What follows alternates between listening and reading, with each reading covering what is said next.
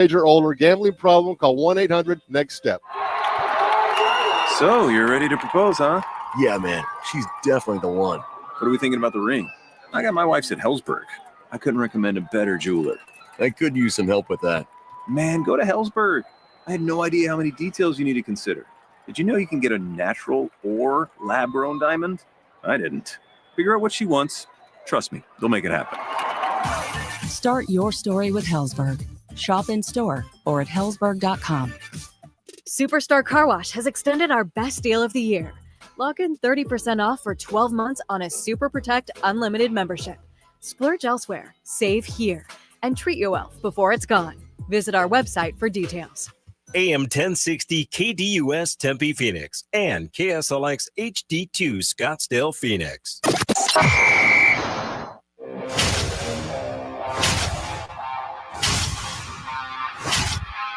It's the lunch break.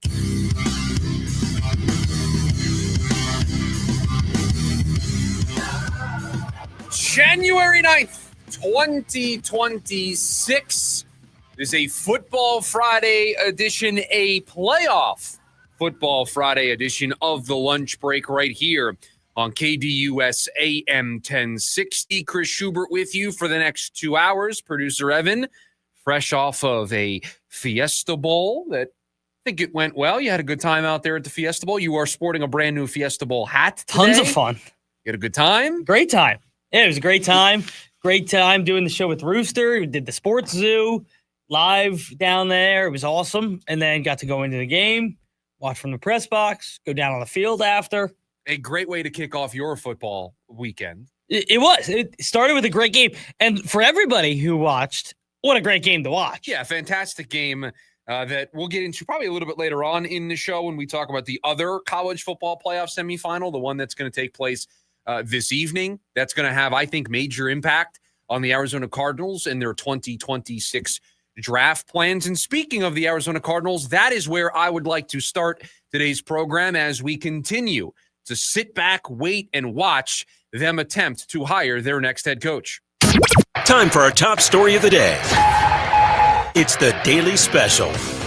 And the place I want to start today with the Cardinals and this coaching search is an attempt to find one positive thing to say about this opening. To find the one draw that there might be for the potential candidates out there to cling on to as a reason to want this job. Not just to take this job, but to want this job.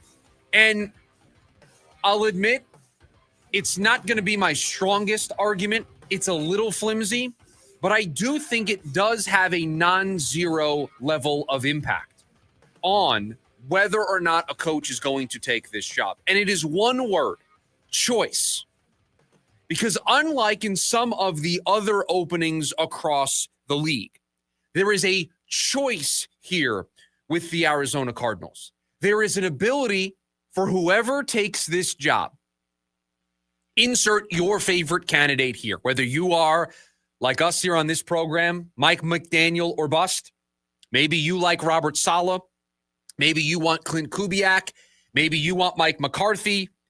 Maybe you want Brian Flores. Insert your favorite candidate to this conversation. They have a choice on what this franchise does at the quarterback position. They have a say at who's going to play quarterback for this team next season. Whereas if you look at some of the other openings, they don't have a choice. If you're going to New York to take the Giants job, you have to make it work with Jackson Dart. Now, maybe you love Jackson Dart, and maybe that is a reason to go to New York. But if you don't like Jackson Dart, you're stuck. Tennessee with Cam Ward, you're stuck. They used the first overall pick on him. They're not in a position in this year's class to draft a quarterback. So you have to have a full-fledged belief in Cam Ward. Whereas if you come to Arizona, if you come to Vegas with the Raiders and the number one overall pick and all that cap space, you have carte blanche. You have a clean slate to paint the picture of what you want your team to look like. Now, in these other markets, They have a little bit of a head start with Cam Ward, with Jackson Dart, especially in Baltimore with Lamar Jackson. You're basically starting on first base. If you love the quarterback situation in Baltimore, you're basically starting on third base. You've got a tailor-made, ready to go playoff team. This is where my argument becomes a little flimsy, because if you love Jackson Dart, then it doesn't matter that you don't have a choice to go to New York. But what if you're somebody that's lukewarm on Jackson Dart? You're lukewarm on Cam Ward, and you don't want to be judged based on the results of a quarterback that you didn't pick, that you didn't scout, that you didn't sit down and talk to in the draft process and get an understanding if they would fit your system. Whereas with the number 3 overall pick, the Arizona Cardinals can do exactly that. They can sit down with Fernando Mendoza. They can sit down with Dante Moore if he declares. They can sit down with Ty Simpson. And the coach that is on the other side of that conversation is going to be able to ask every question that they want to ask, is going to be able to come into this process with clear eyes, is going to be able to come into this process with no priors, no preconceived notions, and they're going to be able to do what they think sets them up for success. If I'm an NFL head coach, I want to be able to sink or swim on my own merits. I want to sink or swim based on my decisions, based on the roster that I put together, the personnel that I want in the building. And Jonathan Gannon got here, and he didn't get to do that at the quarterback position. And I would argue for a little bit, maybe the last year or so, was on them because they decided to stick by Kyler Murray. But this was really the first year that you could get out of the deal. And so this is really the first time a decision gets to be made for the Arizona Cardinals. That can be attractive to a potential candidate. That can be attractive to craft a roster, to craft the most important position in the sport in your image. It's really, to me, the only thing that could draw a coach here, because the division isn't a draw. The cap space isn't a draw. The current roster isn't a draw. In each of those buckets, there are at least 2 or 3 teams that I would rather take. I would rather take that job than the Cardinals. The division, I'd rather take Atlanta. I'd rather take the Giants. I'd rather take Tennessee. I'd rather take Miami. Bunch of teams I would rather, if I'm just looking at the division that I play in, I would take all of those teams over the Cardinals. Cap space, the Raiders are number 1. They have so much cap space. Tennessee's number 2. They've got so much cap space. I am, in year 1, going to be able to put my DNA, my fingerprints, my identity all over this roster. I'm going to be able to go to the GM and say, I want this player. I want that player. This is who I want at wide receiver. This is what I need my offensive lineman to be able to do. And you're going to be able to spend the money to craft the roster in your image. Cardinals can't say that. Cardinals have very limited cap space compared to some of the other openings that are out there. And so you have to find something if you're Michael Bidwell. You have to find something if you're Monty Ossenfort that can be that draw, that can be that carrot that gets dangled out there. And it's not a full-size carrot. It's one of those baby carrots you buy at the store. It's not a big carrot, but the one carrot that the Cardinals can offer, that the Giants really can't, Titans really can't, Baltimore really can't, Cleveland really can't. They can go to a prospective head coaching candidate and say, you can craft this entire roster in your image, including the most important position on the football field. And so if you find a coach that doesn't really want to work with Jackson Dart, doesn't really want to work with Cam Ward, wants to get their guy, because Mike McDaniel's a popular name right now after what happened yesterday with Miami. Does Mike McDaniel really want to go be an offensive coordinator / head coach in a place and again work with a quarterback that he didn't have a say in drafting? This is one of the reasons why he was brought to Miami. Make it work with Tua, get more out of this offense, do more with Tua. He did that. Does he want to go to New York and do it with Jackson Dart? Maybe he likes Jackson Dart more than he liked Tua. Maybe he thinks he can get more out of Cam Ward in Tennessee than he could with Tua. That's a possibility. But remember, if it doesn't work out, it gets put on you. The blame gets put on you. And do you really want that blame when it's not somebody you picked in the first place? And so I'm trying to figure out who might jump off the page in this search for the Cardinals, trying to figure out who might be at the top of their list as they go through this. And as of now, no interest in Mike McDaniel, haven't asked for an interview. I shouldn't say no interest. They just haven't asked for an interview. And we know they've asked for Robert Saleh. We know they've asked for Clint Kubiak. We know they've asked for Anthony Weaver, Thomas Brown. Shared that list earlier this week. Matt Nagy. Names have kind of quieted down on that front. But Mike McDaniel, to me, makes the most sense because he's going to be able to transform your offense. He's going to be able to put you in, I think, a better position offensively to have that quick turnaround and to be able to maybe very quickly get a bridge quarterback in here, or if you draft somebody with the number 3 overall pick, or you decide to stay with Kyler Murray, to be able to turn things around. But you can offer that choice to whoever is sitting across from you. And that can be enticing. A coach wants to go down on their own merits, going down their own way. And so in looking for something, anything that this organization can use as a draw, as the carrot to be dangled out there to get somebody in this building, that to me is the only carrot that they're able to dangle. And I still think that puts them behind a bunch of other teams. I still think right now it's going to probably leave them not getting their first choice, because Baltimore's an attractive job. I think the Giants are an attractive job. I think Tennessee is an attractive job in many ways. And I just feel like best case scenario, the Cardinals are going to see one of their top choices go to those 3 areas, one of those 3 cities. And that doesn't include maybe Green Bay or Buffalo joining the mix if one of those teams is one and done this weekend. By the way, a playoff edition of the NFL Look Ahead later on this hour. Got more time for these games to breathe. Get to be able to dive into them a little bit more. But if Green Bay or Buffalo joins the fray, that's a more attractive job. So right now, it doesn't feel like the Cardinals are going to be able to land their first choice unless they overwhelm that person, unless the carrot that they're able to dangle that those other teams that I mentioned are unable to dangle. Now, again, it's a flimsy argument because there's going to be a lot of people out there that want to work with Lamar Jackson. There are going to be coaches out there that want to work with Jackson Dart, that want to work with Cam Ward, some young, talented quarterbacks, and Lamar Jackson, a former MVP. It's not like you're saying, hey, go work with Tua. I didn't bring up Miami, not bringing up the Cleveland quarterback situation. But maybe, just maybe, some of these coaches want to put their own stamp on things. You can offer that. That clean slate is important, and it is important for the Cardinals to offer that clean slate. It is important for the Cardinals, and Monty Ossenfort in particular, to be willing to do that self-reflection, to take a step back and be open to changing the way this roster is constructed, to be willing to hear out a head coach who says, what if we did this? What if we made this move? And maybe it's different from what Monty would have done originally, but when you have the 3 years that this organization had, when you had 2 of the worst seasons in franchise history, it requires you to think outside the box. It requires you to challenge your priors. It requires you to no longer operate the way you've been operating for 3 years because it didn't work. You got to challenge yourself to be better. You got to challenge yourself to think differently, to be willing to embrace being a little uncomfortable. And so that clean slate that the Cardinals would be able to offer, because they're just so low on the totem pole, 3-14, worst season in franchise history, that carrot being dangled out there might be the one thing that could lead them to be a draw in somebody's eye.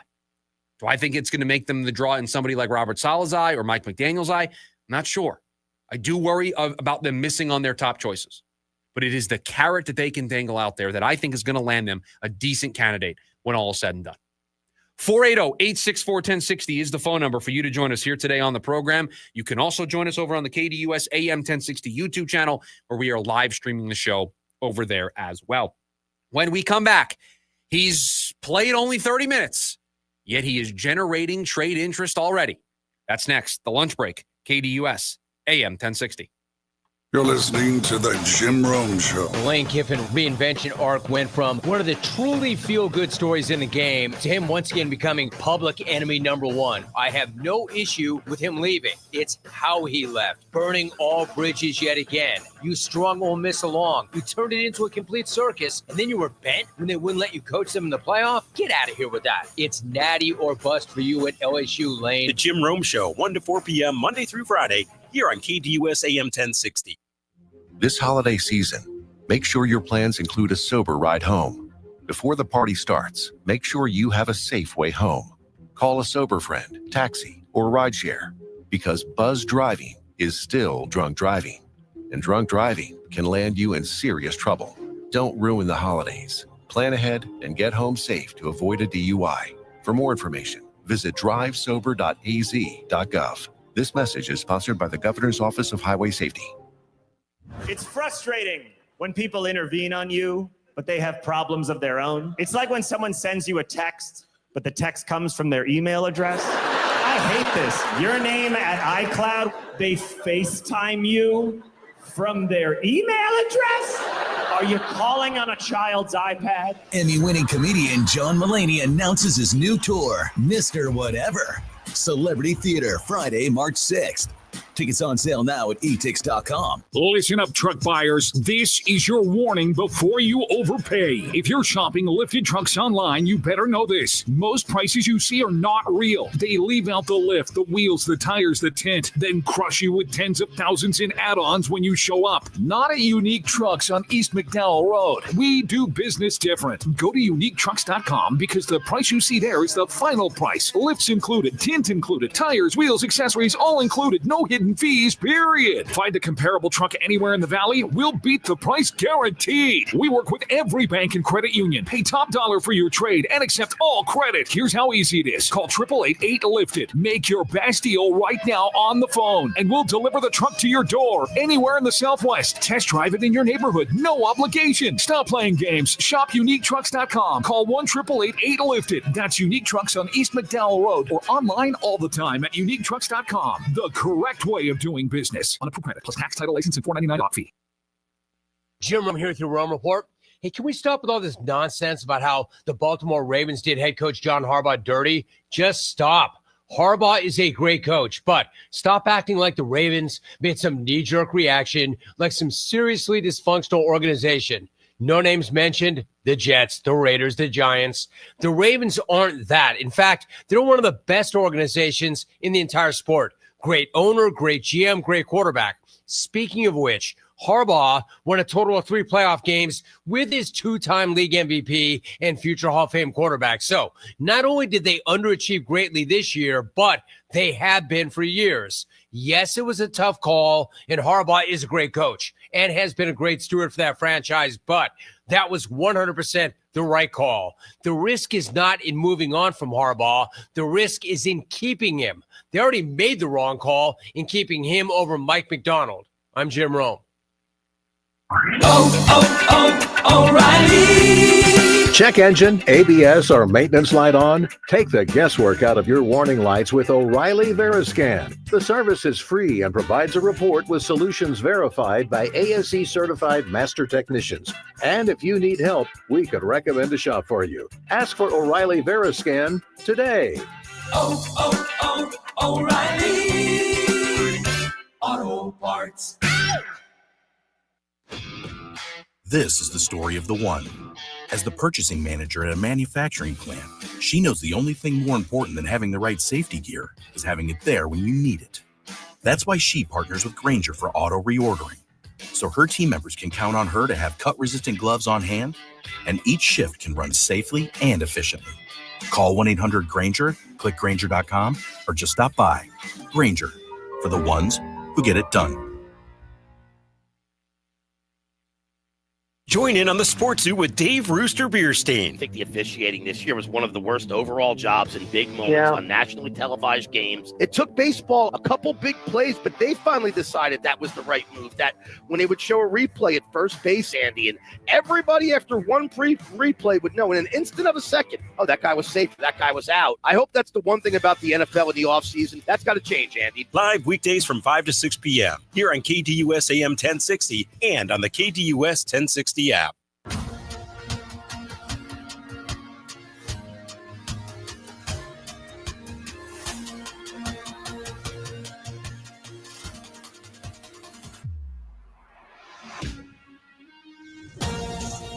Back here on the lunch break, KDUS AM 1060. The Suns back in action tonight. So they'll take on the New York Knicks at home. Get to that here in just a second. But before that, there is a member of the Phoenix Suns that is generating some trade interest. Funny enough, the NBA trade deadline is only 20-something days away. February 5th is the NBA trade deadline. It's January 9th. We are less than a month from the NBA trade deadline. And I just think back to last year in doing this program of the conversations we were having about the trade deadline for the Suns back at the beginning of December, because that's when the Jimmy Butler saga started to kick off. Now, how different a year can make, because here we are, and the deadline's kind of sneaking up on us a little bit. And I want to talk a little bit about what the Suns might or might not do before that February 5th trade deadline. But I read a report yesterday that there is one player on the Phoenix Suns that is generating a lot of interest. And he's a guy that's only played 30 minutes for the Phoenix Suns this season. And that would be Jalen Green.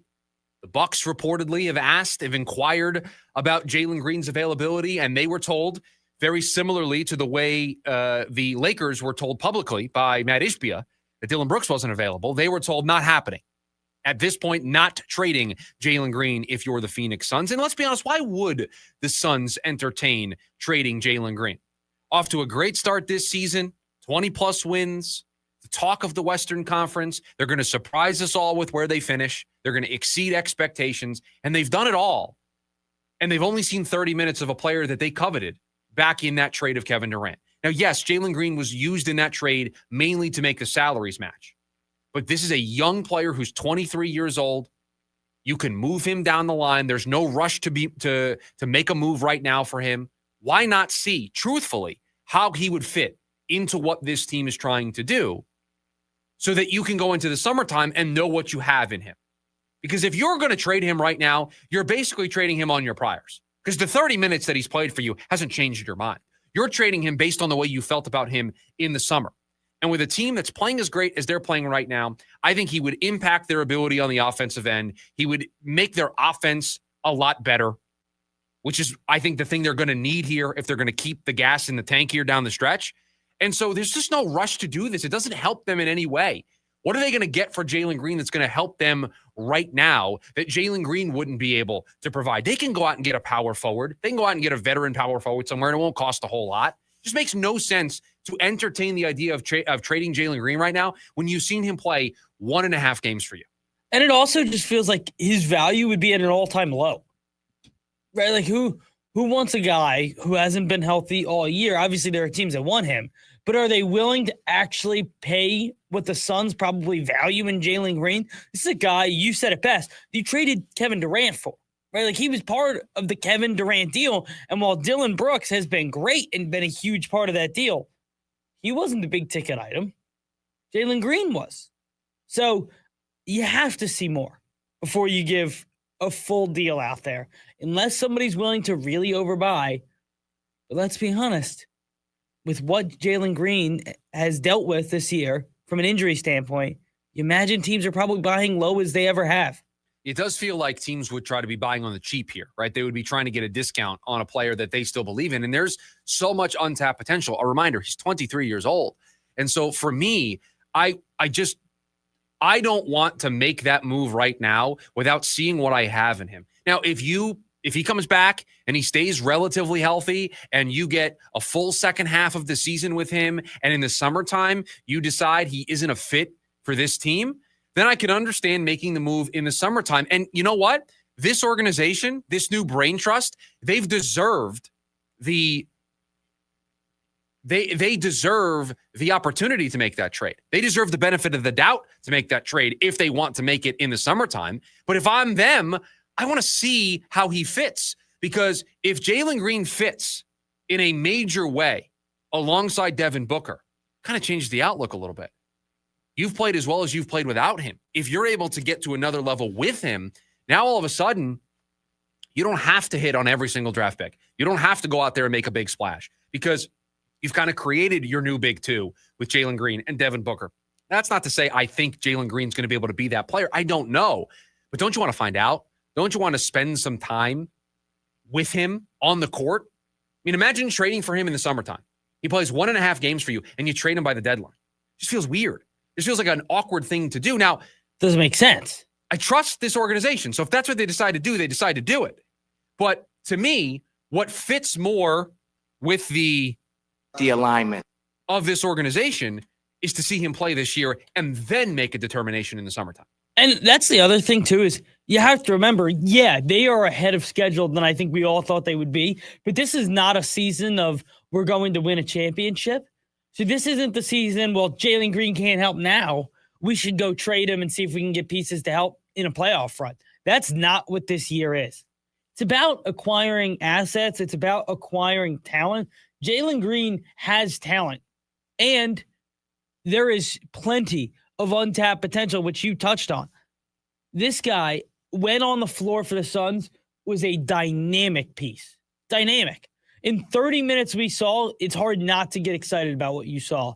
So let's at least see him finish out this season, see how he gels with this team. Because, yeah, they're ahead of schedule, and it would be fun to make a run, but that's not what this season was about originally. And try not to lose that in the headlights here. You've got 2 more years after this year. He's under contract for next year. He's got a player option for 27, 28. So there's no rush on this. And it does feel very much like teams are trying to take advantage of. Suns are playing great. They're playing great without Jalen Green. He's going to have the lowest value he's going to have because he's been injured. He hasn't played a lot. And it feels like teams trying to take advantage of a situation. And I just don't think the Phoenix Suns are going to get taken advantage of. They're going to be like, no, this is our way of getting better. I hate, it's one of my least favorite things that GMs do is the whole, getting this guy back from injury is like a trade deadline acquisition. It happens all the time in baseball, too. Baseball's the sport where it happens more than anything. You're going to hear it this year. Corbin Burns is like acquiring a Cy Young at the trade deadline when he comes back from Tommy John surgery.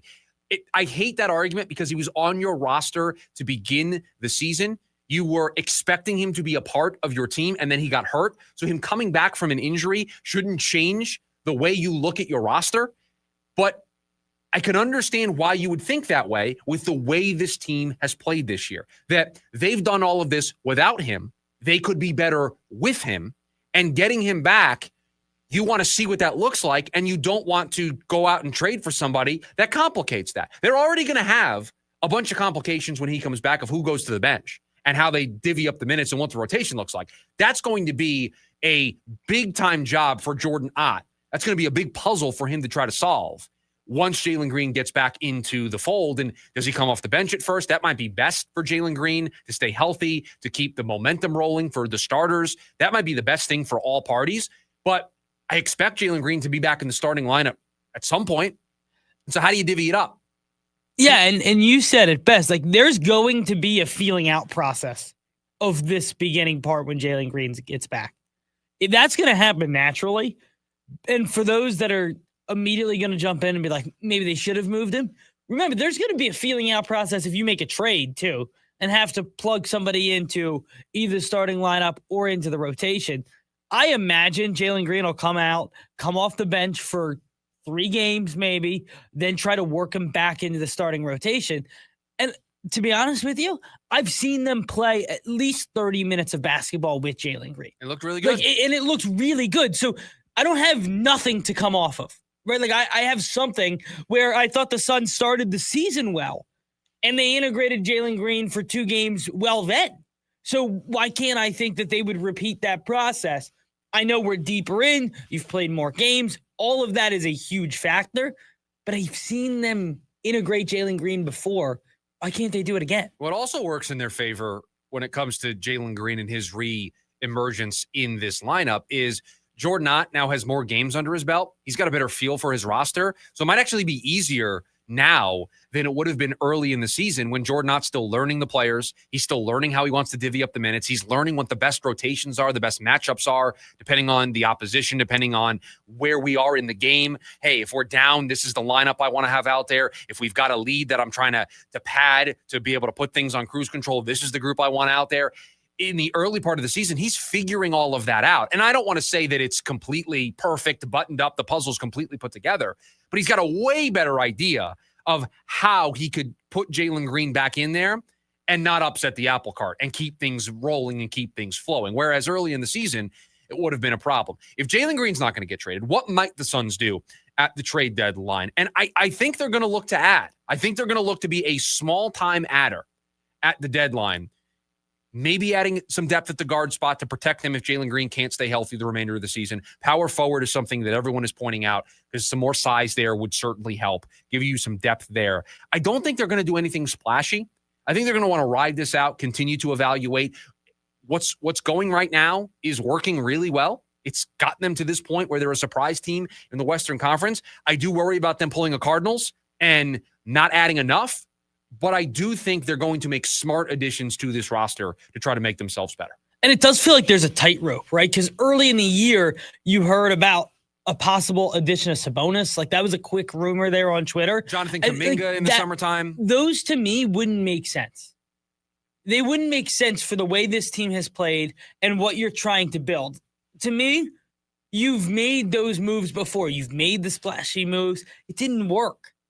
Now you have to learn from it. You have to realize I can make additions to this team in small pieces.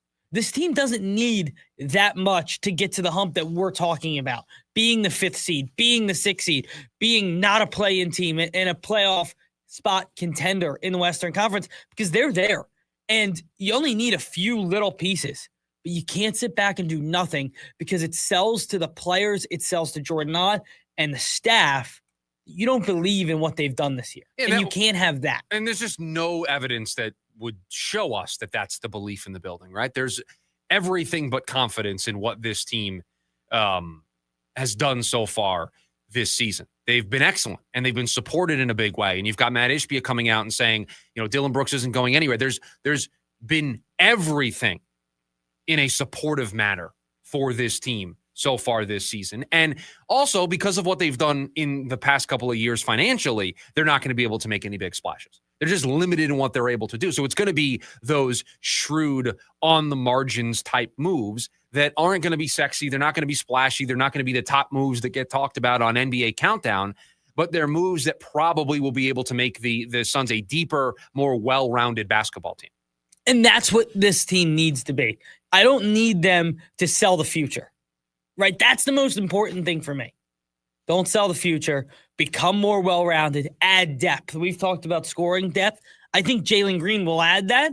If you could add one more off-the-bench scoring option, I would love that. Doesn't have to be splashy, but I think one more off-the-bench scoring option, a power forward you hinted at, I think all of those options would be really good. Suns are back in action tonight as they'll take on the New York Knicks. They've got 2 games at home before they start a little bit of a lengthy road trip, 10 days on the road away from Phoenix. And they're catching the Knicks at a pretty decent time. Knicks are kind of up and down, although it looks like they've gotten things turned around. This will be a really nice test. If we were doing the college basketball thing, this would be one of those quad 1 type victories. If the Suns are able to pull it off, the Knicks viewed as one of the top teams in the Eastern Conference. And I think when we get to the end of the line, when we get to the end of the season, that's where they'll be.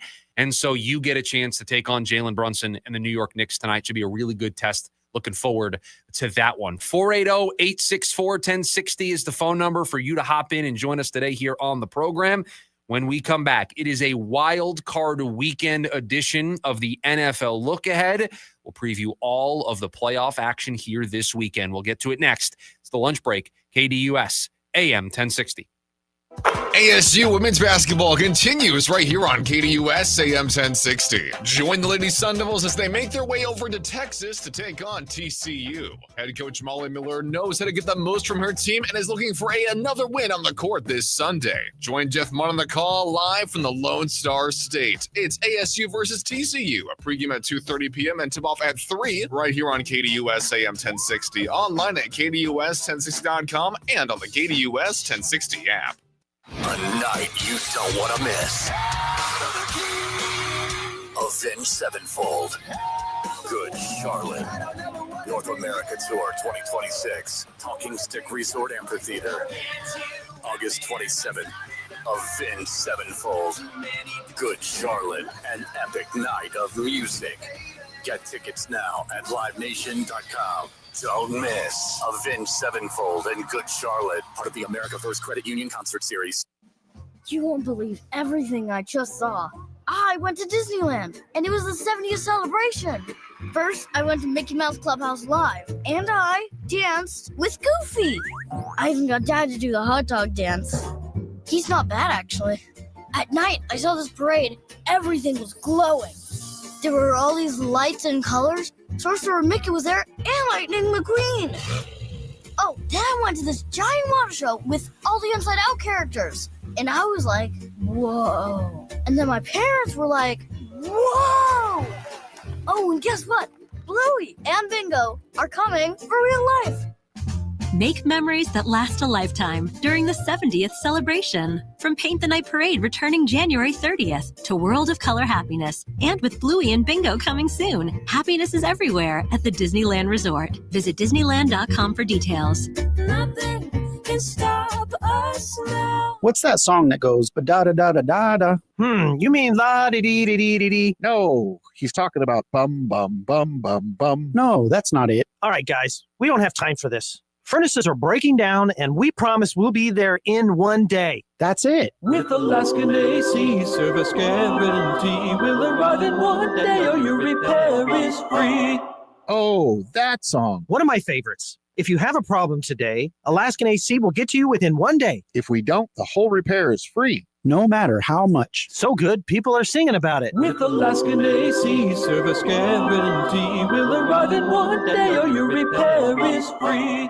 Reminds me of another song that goes boom, chicka boom, chicka boom. I've never heard that. Well, you're not as cultured as me. You have about as much culture as a bowl of yogurt. With Alaskan AC service guarantee, we'll arrive in one day or your repair is free. AlaskanAC.com. Hi, I'm Dustin, your friend and jeweler at Shane Company. As director of diamond sourcing, it's my job to make sure every single diamond is worthy of a Shane Company engagement ring. Our team travels the world to see diamonds in person and handpick each one. That type of dedication only comes from working for a company that's been a family business since 1929. No matter your budget, your diamond is guaranteed to be the most beautiful because a friend wants you to pick from only the best.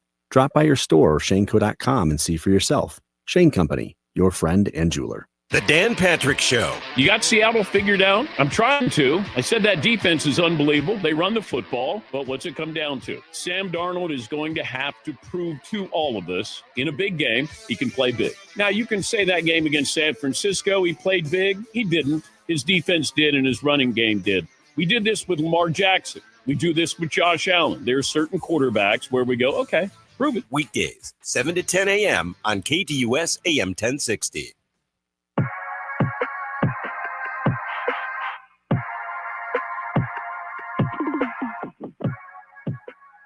A playoff edition of the NFL Look Ahead. Way more time for us to get into these games. 6 of them here over the course of 3 days, culminating in Monday night's game against the Texans and the Steelers. Should be a lot of fun. Football action got started last night with the Fiesta Bowl. We've got the other college football playoff semi tonight, and then it is 3 straight days of NFL playoff action. So without further ado, let's do the wild card weekend edition of the NFL Look Ahead. Let me ask, does it feel like you could put your feet up? You can start breaking down these games a little. We're not fitting in 16. Hold on. If you're doing that, I'll do it as well. We only got 6 today. Let's kick the feet up and relax today here on a Friday. All right. Let's do it. I don't know if the microphone's going to cooperate, but we'll give it a shot. Where do you want to start? Would you have us start any other way? No, of course not. I mean, it is the first game, but of course not. We head to Carolina, where the biggest problem in the NFC has been homed all year long. The Panthers host the Los Angeles Rams. The Rams are 10.5-point favorites. What a disrespectful line to the Panthers. They're 10.5-point favorites on the road. Matthew Stafford and Sean McVay looking to make another run at the Super Bowl. Bryce Young trying to find his first playoff win. It's funny. I have 2 questions written down about this game. One of which we could answer from this game. The other we can't. The one that we can answer is, do the Panthers have some magic in them? Because that's what it's going to require for them to win this game. They're an 8-9 team that made the playoffs. They did not play well down the stretch. The quarterback has been great, but even you, a Bryce Young stan, would admit he's had some clunkers. There have been some bad games this season. No, that is why he's so fun. I don't know if Carolina fans agree with you that the volatility is what makes him so fun, but it is that volatility that concerns me so much going up against this Rams team that's going to have a great game plan for him. Now, the question on the other side that I can't answer right now is, can McVay and Stafford go on one more run? Because if they win this game, I'm not going to feel any differently about their chances of going to Seattle or going to Chicago or going to Philadelphia and winning a big road playoff game, 2 big road playoff games en route to another Super Bowl appearance. Beating Carolina is not going to make me feel better about that. Congratulations. You beat the worst team of the 14 teams that are allowed in the playoff. It's like you beating Tulane or James Madison in the college football playoff. It doesn't change how I feel about you. So that's my question about the Rams. Even in a win, even if they cover, even if they dominate, I'm not going to feel any differently about that question. I won't know the answer until I see them beat Philadelphia or beat Seattle or beat Chicago in a cold weather environment where they've struggled in the past. By the way, I see Code over there telling me I got a T-Mac jersey. I'll make everybody a promise. If the Panthers win this game, I'll buy a Bryce Young jersey and wear it the first day it comes in. If they win, not if they cover. If they win. If they win the football game. Win the game outright. This whole kicking my feet up thing's not really working with the microphone today, but we'll give it I will have, let's see what I got here. I will buy, should I buy the Carolina blue one? You should be like that guy, I think it was in their last game of the season, where he had the J.C. Horn he had the J.C. Horn jersey on and the Bryce Young jersey, and he would change depending on who was on the field. I should do that. When it was offense, it was the Bryce Young jersey, and then when it was defense, he took that off in the J.C. And Horn I totally jersey would buy a T-Mac jersey, but the U of A connection that's hard. It burns. That's me a tough. still. That's a tough hurdle to clear. My last point about this game is there was once a road team or once a home team that won their division, 8-9. At the time, 8-9 you would have been 7-9. 7-9. Yeah. 7-9 at home. There was 10.5-point dogs. I know, but I think that's the Rico Dowdle, Beast Quake Part 2. I think that's the outlier, not the rule. I think that's the exception. I'm looking for anything. I'm grabbing straws in this one. I got to be honest with you. I would feel differently about it if they were 8-9 and they rattled off 4 wins in a row to get to 8-9 and they've got momentum. They're 8-9 and it's a clown car that's showing up to the building. There's a very different this is a weird team to compare them to. But remember when Denver won with Tebow? But they had won 5 straight to get in. They had rattled them off. They rattled them off. And they were winning games like I've never seen, but they rattled off wins to get to playoffs, and so they felt like the hot team at the time. Carolina doesn't feel like that at all. No, they don't even feel lukewarm. I don't even think the stove is on. No, it's not. I could touch the top of the stove. That's how cold it is. On Saturday night, an NFC North matchup in the playoffs. The Packers head to play the Bears. They are 1.5-point favorites on the road. Are the Packers? We are expecting some weather in this one. We could get some snow. I want to see how you feel about this take that I was marinating on this morning. Is this a battle between 2 teams that just need to play the closest they can to their floor in order to win? Yes. Like the winner of this game is the team that plays closest to their floor as a football team, not their ceiling as a football team. Because you've got 2 teams that are not coming in playing their best football. Packers have lost 4 in a row. The Bears have been up and down all season long. The quarterback plays a question mark. This is a question of who can play to their floor. Because if the Packers play to their floor, they're better than the Bears. I think so, too.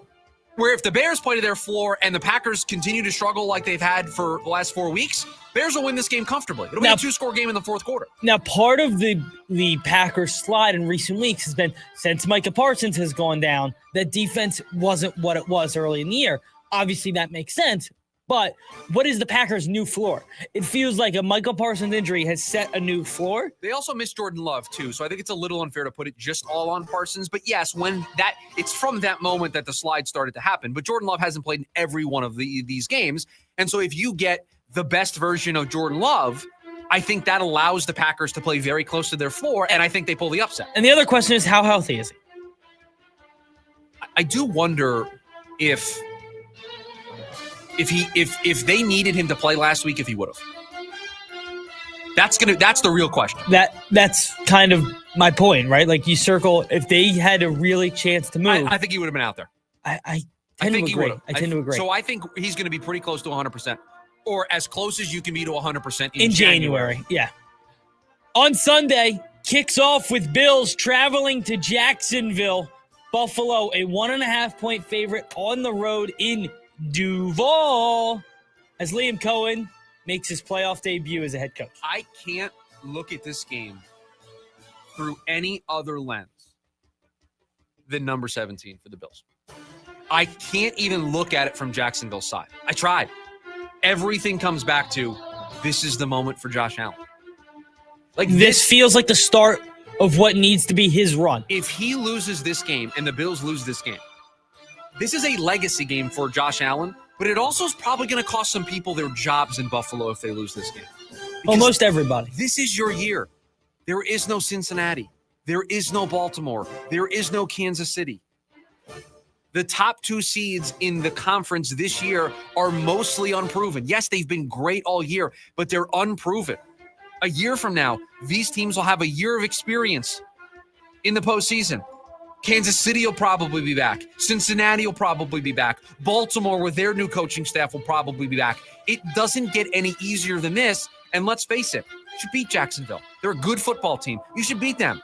If you can't win this game, I'm sorry, I'm going to forever doubt your ability to win the big game in the postseason to the point where when the Bills play in the regular season, I'm almost not going to care what the numbers look like.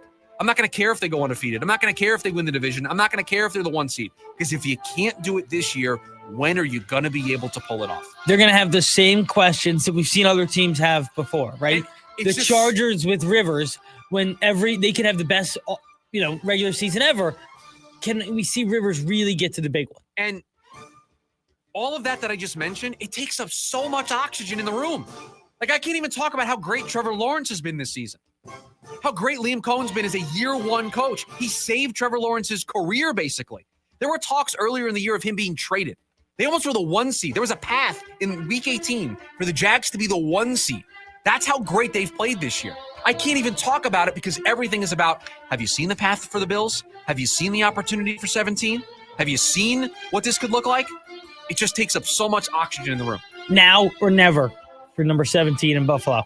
Only we could have 6 games to talk about and still go over on the NFL Lookout. In the afternoon slot, the 49ers travel to Philadelphia, and the Honda Civic looks to get revenge for the NFC Championship a few years ago. We got a tune-up. We're ready to go. The Eagles are 5.5-point favorites at home. And he has no idea what to do with this one. We talked yesterday. You're right, I don't. We talked yesterday about the 49ers having enough to go on a deep playoff run. And for Philly, it's what version of your offense? Because, man, peaks and valleys is the only way to describe the Eagles' offense this season. And it's mostly valleys. It's not mostly a lot of peaks. valleys. A lot of valleys, a few peaks. I don't know. This is the hardest game to pick this weekend. It really is. It is one of those interesting ones. It is not one of my official plays this week. Because, and the 5.5 points feels crazy, but it feels like the Eagles could blow them out. And it also feels like the Niners could win this game. And so you don't really know how to pick it, even though 5.5 feels like a large spread. It's the second largest point total of the weekend. Yeah, I really don't know what to do with this one. It's hard to pick against both teams. I trust the Honda Civic. That's why they're called the Honda Civic. They're reliable. They're trustworthy. They get you from point A to point B. And Philadelphia coming off a Super Bowl last year, they're the defending champs. You can't just throw them in the trash. It's hard to pick this game. Hard to pick it. The Sunday night game, the Los Angeles Chargers travel to Foxborough to take on the New England Patriots. The Patriots, 3.5-point favorites at home in Drake May's first playoff start. What's the recipe for a Chargers upset? That's what I asked myself this morning. Control the clock. Got to limit possessions, right? I mean, this just has run to be, the football. We got to dominate the line of scrimmage. We got to run the football. Time of possession has to be just overwhelming in our favor. We probably need a turnover or two. We need a big special teams play. We need a blocked kick, a big kick return. And it just feels like I'm asking too much. You're not going to get all of that. No. It just, and I hate to say this one feels out of reach. Oh, it feels lopsided. I think this thing could get out of hand. Me too. That's what I thought this morning. Write my notes. Yeah. And obviously we know where I stand on that. Well, yeah, it's your 3-point play. And on Monday night, finishing off Super Wild Card weekend, the Houston Texans travel to Pittsburgh to take on the Steelers. Houston is a 3-point favorite on the road in Pittsburgh. Rodgers' last stand. Those are my notes for this game. I think this is his last stand. I think Houston beats him, And that is it for Aaron Rodgers as a NFL quarterback. Kind of crazy to see, but you have 4 road teams as the favorites this week. Yeah, I mean, that's what happens when you have an 8-9 team win a division. You have the Pittsburgh Steelers win a division. You're going to have a lot of road teams be the favorite. This is what's going to happen. There you have it. Wild Card Weekend edition of the NFL Look Ahead. When we come back, it is perhaps the biggest news of the day. He's not going anywhere. That's next. The lunch break. KDUS AM 1060. NAU men's basketball right here on KDUS AM 1060. Join the Lumberjacks as they look to defend home court this Saturday against Idaho State. With head coach Shane Burkhardt at the helm, the Lumberjacks know they have what it takes to score another win. Join Mitch Stroman on the call live. It's NAU versus Idaho State this Thursday. Pregame at 5:30 p.m. and tip-off at 6 right here on KDUS AM 1060. Online at KDUS1060.com and on the KDUS 1060 app. If you're hurt in a car, truck, or motorcycle accident, choose the attorneys at Sweet James. They help you navigate the legal process and pursue the compensation you may be entitled to. Free case review. Help available 24/7. Hablamos Español. 809-million. 809-million. SweetJames.com. This advertisement is paid for by Sweet James LLP. Responsible attorney, Bobby Tick-Heavy. Offices in California. No guarantee of results. Motley Crue, the return of the Carnival of Sins. September 16th, Talking Stick Resort Amphitheater. The crew celebrates the 20th anniversary of Carnival of Sins. Motley Crue, with performances by Tesla and Extreme. Tickets on sale now at livenation.com. Motley Crue, part of the America First Credit Union Concert Series.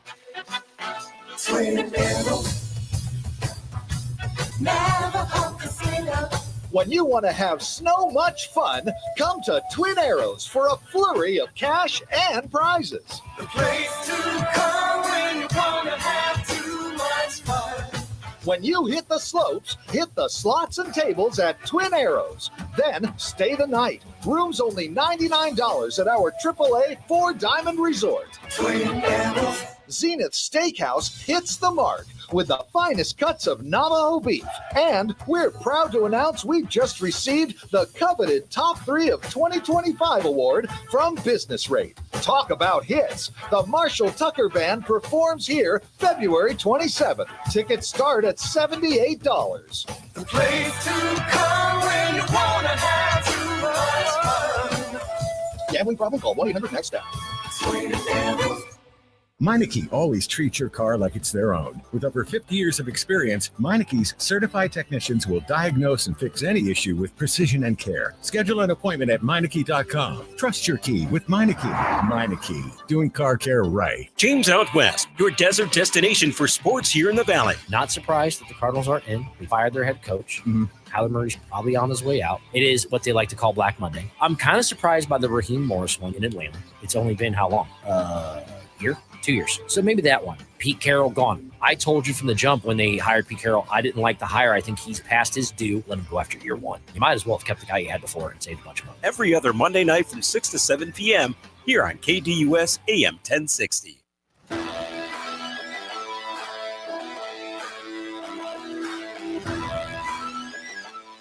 It is the biggest news of the day. Ken Rosenthal reporting the Diamondbacks will be keeping Ketel Marte. They are moving on with their offseason. And when I saw the tweet earlier this morning, I kind of chuckled at the idea that a reporter would have to come out and say a team isn't trading somebody. That's how far the train had left the station on this whole thing, that it had gotten so far down the road. I mean, 10 weeks. We were going to go into week 11 next week of this saga, from the first reports of them being interested in moving him to today with Ken Rosenthal reporting that he's not going to go anywhere. It required something like this. We said as much at the beginning of the week that you kind of needed to come out and say, we're not moving him. We're moving on with the rest of our offseason, or else you are always going to be in this state of limbo. And so good on the Diamondbacks for holding firm, and now via a media report putting to bed this, and now the fun can really begin, because now the rest of the offseason can begin. And now we'll get to see what the plan is. Ketel Marte is going to stay. That money's going to remain on the books. How much wiggle room does this team have? How much money do they truly have to spend to improve this roster? Do they have enough money to go out there and add a bat in the outfield? Do they have enough money to go out there and add another starter? Do they have enough money to go out there and add a veteran reliever? Do they have the resources, whether it is free agent dollars or the aggressiveness to go out there and make moves via the trade market? Do they have the resources to improve this team? Now, an interesting subplot to the Ketel Marte saga was their reported interest in Alex Bregman. Well, John Heyman reported that they are still interested in Alex Bregman. Now, I'm going to need a mathematician to sit me down and explain how that's going to work for the Arizona Diamondbacks this season. You didn't hear? On their way down to the stadium this morning, they found a couple million on the side of the road. It would be more than a couple of million that they would need in order to make all of this work. This would blow past the budget of last year without having the numbers directly in front of me. I'm pretty sure it would blow past the budget in 24 after the World Series run. And I've just never seen that as something that has been in the cards. And honestly, if you're willing to do that for Bregman, I would almost rather take the money that you would allocate to Bregman and get 3 or 4 pieces. I would much rather, if that is actually available to you, if you are actually had those dollars and they weren't just Alex Bregman dollars and Alex Bregman dollars alone. If I was my case, and I would make the case of, if you're willing to do this for Bregman, can I offer you what's behind door number 2? Can I offer you this alternative path where we sign Harrison Bader, where we take a flyer on a starter on a 2-year deal, where we go out and get another reliever via the trade market, and we add 20, 25 million in salary? If this is true, if they're still interested and that money is potentially going to be found somewhere, then I think I'd rather go in a bunch of different directions than just put all my eggs in the Alex Bregman basket. I was surprised when I saw that this morning that was still a possibility. I think everybody's surprised. I think, assumingly so, when you see the John Heyman tweet, when you see it reported this morning by Ken Rosenthal, so okay, they're out on Bregman. But you're bringing back a fan favorite. You're bringing back one of the best players in all of baseball. But you're out on Bregman. Okay. And then to see that tweet come across just a few minutes later, you're kind of left jaw on the floor. Where did they find this money? I'm still skeptical. I'm still skeptical of them landing Bregman, but there's a lot of smoke there. I'm just excited and happy that the rest of the offseason can progress, because there's still a lot of work to do to this roster, and they needed this Ketel Marte situation figured out one way or another to be able to move on with the rest of their shopping list. I'm glad that we've gotten to that place. Hour number 1 of the program in the books. We start hour number 2 with a little buy or sell next. It's the lunch break, KDUS, AM 1060.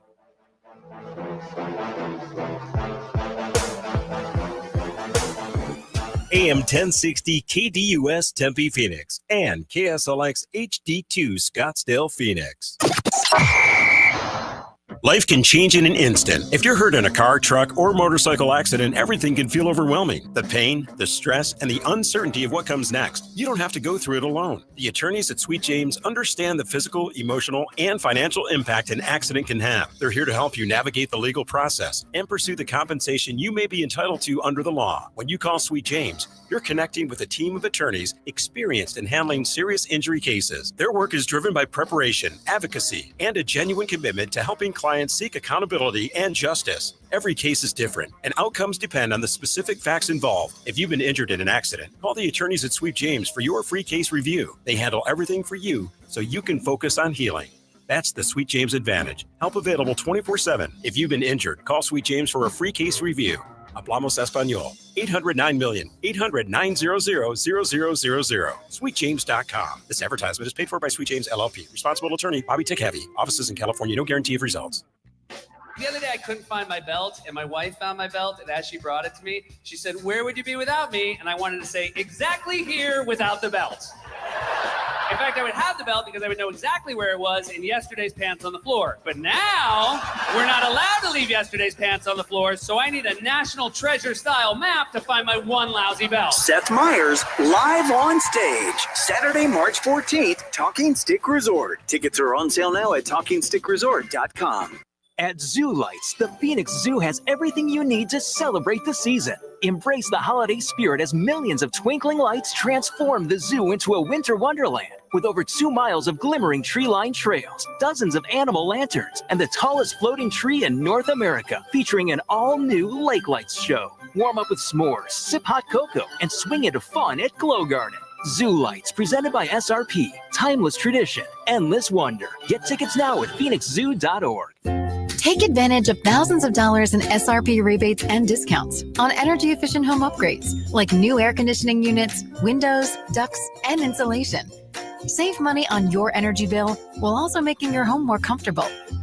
SRP's network of participating contractors can guide you from start to finish and maximize your savings by combining Inflation Reduction Act incentives with SRP rebates. Learn more at savewithsrp.com. It's the grand opening of Fulton Homes' newest master plan community, Acclaim.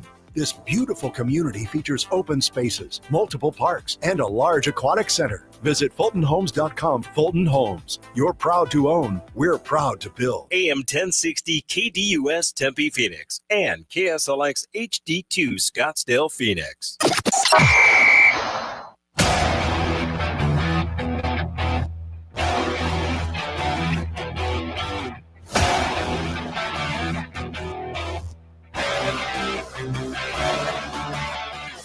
Hour number 2 here on a playoff football Friday edition of the Lunch Break. Thanks for hanging out with us today. And hey, do us a favor. Subscribe to the KDUS AM 1060 YouTube channel if you haven't already. We've got social clips that go up over there. You can watch past episodes of the program over there as well. And that's your way to join the live chat and hang out with us every single day as well. So subscribe to the KDUS AM 1060 YouTube channel. Just search KDUS AM 1060. All right, we open up hour number 2. Little buy or sell. You ready? As ready as I'll ever be. We'll start with what we just talked about. The D-backs will still make an offer to Alex Bregman of north of $30 million AAV. I'm very conflicted because all the reporting points me to wanting to buy this take, but common sense and my intuition is telling me to sell. Where are they going to find the money for this? Now, let me stop myself. Ken Kendrick can just decide to spend as much money as he wants. It's his team. I'm just operating based on what they said. That the budget was going to come down, just like it went down after 24. So I'm just listening to their words. They can change their mind. I think we'd all be happy if they changed their mind. But if we were going to blow past the budget from last year, is Alex Bregman really the player to do it for? Doesn't feel like the smartest move. Because I'll be honest with you, if we're giving $30 million out, Kyle Tucker, are you interested? Cody Bellinger, you interested? We're $20 million short of Kyle Tucker. No, I don't think Kyle Tucker gets 50. 40, 10. Kyle Tucker gets 42 a year. That would make him the second highest paid position player in the sport. Third, if you include Shohei Ohtani. It's hard to do that because he's both a pitcher and a position player. It makes it difficult. It's Ohtani 1 at $70 million. It's Juan Soto 2 at $51 million. It's Aaron Judge 3 at $40 million. Kyle Tucker is going to slot in above Aaron Judge?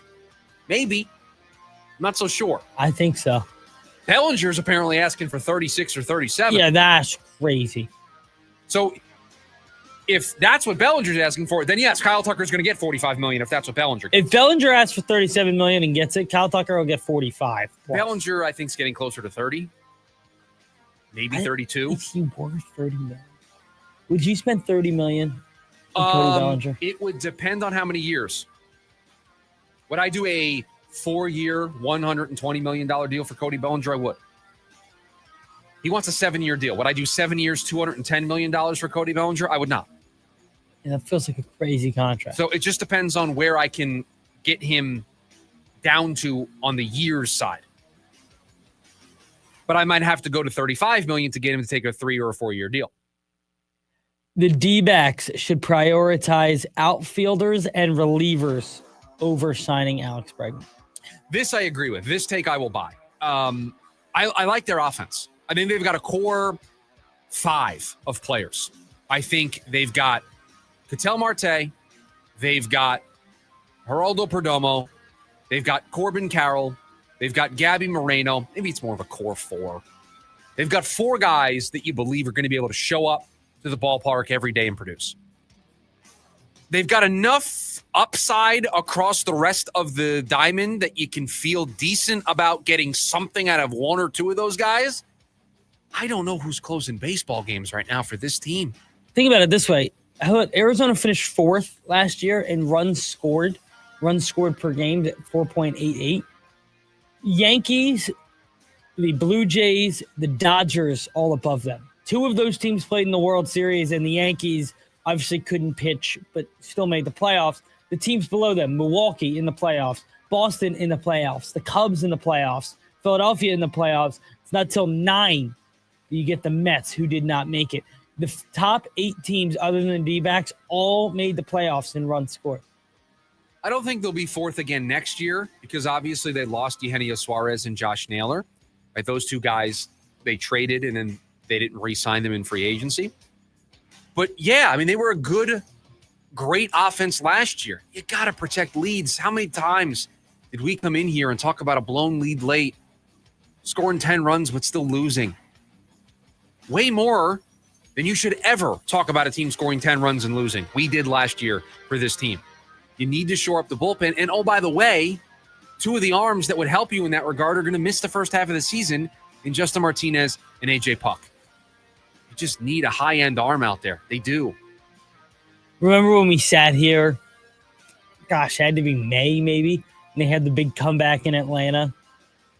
We were on the air when that happened. Yeah, we were like, that's it. This is the turning point. This is where the run starts. It's never were able to get over the hump in the bullpen. An idea just popped into my head. I'm going to take it out for a test drive. Alex Bregman's going to get, what, $25, $30 million? We assume, yeah. I think I'd rather take that $30 million, $25 million, trade some prospects, and add Freddie Peralta and Trevor McGill to my team. I would much rather do that as well. Give myself a frontline starter. On a rental. I don't have to commit long-term.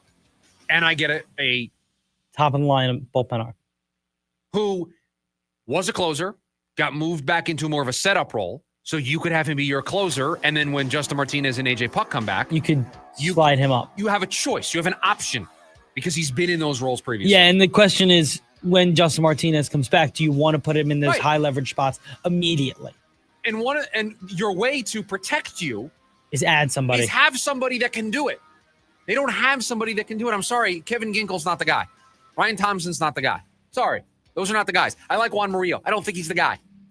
No, certainly not yet. So if I have money to spend, I think I'd rather trade some prospects and go get Freddie Peralta and go get Trevor McGill. Do a package deal. Freddie Peralta's not going to cost a ton. He's a rental. I don't know McGill's contract situation. Does he have a ton of control?